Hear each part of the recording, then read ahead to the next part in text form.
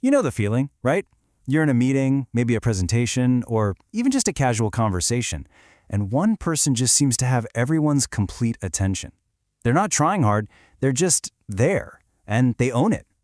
It feels like magic, doesn't it? Well, what if I told you it's not magic at all? What if it's actually a science? Let's get into it. I mean, it's the question we've all wondered about. You see it happen and you know it when you see it. Someone walks in and boom, the whole energy of the room just shifts toward them.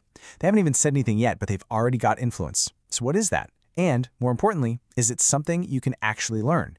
Well, according to a whole lot of research, the answer is a definite yes. We throw a lot of words at this idea. We call it gravitas, or charisma, or just presence. For years, people have just talked about it as that certain something that great leaders have. But, I know it when I see it isn't exactly a helpful roadmap if you want to develop a skill yourself, right?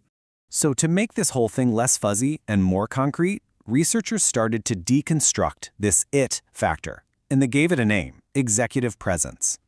The goal was to stop relying on gut feelings and start identifying the specific, observable things that people are actually doing when they hold a room. And this is the definition they came up with, based on solid research from Bates. Notice, it's not about being the loudest person or the most outgoing. It's all about your impact. Can you engage people? Can you get them on the same page? Can you inspire them with a vision? And this is the big one. Can you actually move them to do something? Now that is a definition we can work with. And listen, this isn't just some fluffy, nice-to-have skill. According to the Center for Talent Innovation, executive presence accounts for a whopping 26% of what it takes to get a promotion. Think about that. That is a huge slice of the pie. It's often the missing piece that separates someone who's just good at their job from someone who's seen as a real leader. So how do people get this kind of influence? Well, if you look at anthropology and evolutionary psychology, it turns out humans basically have two main strategies for gaining status. They are totally different, and trust me, you see them playing out everywhere, from the boardroom to your family dinner table. So on one path, you've got dominance. This is getting influence through intimidation, maybe even fear. It's about being forceful. But on the other path, you have prestige. This is influence you earn through respect. People follow you because they recognize your skills, your knowledge, your expertise. One is about commanding, and the other is about earning. Now what's wild is how our bodies communicate these strategies without us even thinking about it. Research across different cultures shows the look of dominance is basically universal. It's an expanded posture, taking up space, a downward head tilt, which kind of gives you that V-shaped, angry brow look, and no smile. It's a very clear, nonverbal signal of threat. But the look of prestige, it sends a completely different vibe. You still have that expanded, confident posture, but it's paired with a slight upward head tilt and a small, genuine smile. This doesn't signal a threat at all. It signals openness, warmth, and knowledge. It's inviting people in, not pushing them away. Okay, so let's move beyond those two big strategies. How can we break down presence into pieces we can actually practice and get better at? Well, the Bates XPI model gives us a super practical framework, and it organizes everything into 3 clear pillars. And here's the whole framework. The 3 pillars are character, substance, and style. A good way to think about them is like building a house. Character is the foundation, substance is the structure, and style is how you decorate it and make it livable. You need all 3, and each one is built on behaviors you can actually improve. So, first up is character. This is your foundation.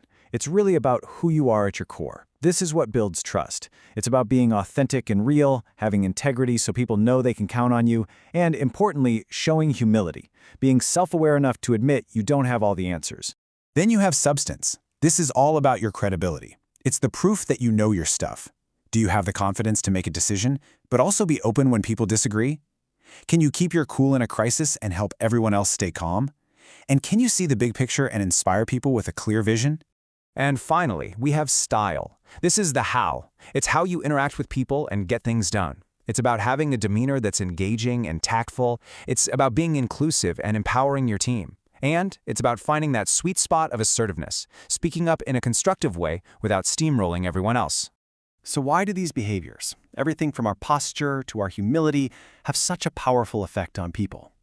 Well, the answer is actually hardwired into our own brains. We are literally built to respond to these signals, especially the signals of confidence. Look at this number, 55%. Neuroscience research shows that when your words and your body language don't match, a full 55% of your message's impact comes from the nonverbal stuff.